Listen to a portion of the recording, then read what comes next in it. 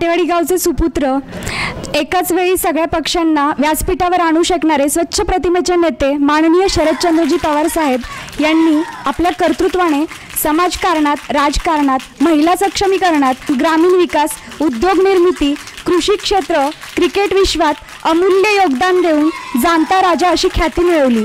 त्यांना आज पद्मविभूषण पुरस्काराने सन्मानित करण्यात येत आहे। सर्वात कमी वयात राज्याचे पहिले मुख्यमंत्री पद त्यांनी भूषविले। आपत्कालीन समितीचे अध्यक्षपद त्यांनी भूषविले। केंद्र सरकारमध्ये संरक्षण मंत्री व कृषी मंत्री या खात्यांचा कारभार समर्थपणे सांभाळला। वयाच्या 76व्या वर्षी तरुणांना लाजवेल अशी कार्यक्षमता असणारे, ज्यांना पदामुळे नाही तर त्या पदाला ज्यांच्यामुळे शोभा येते असे आपले साहेब, त्यांनी नुकतीच वयाची 76 वर्ष पूर्ण केली। त्यांचे प्राथमिक शिक्षण आमच्या या काटेवाडीच्या जिल्हा परिषदेच्या शाळेत झाले आहे, याचा आम्हाला सार्थ अभिमान आहे।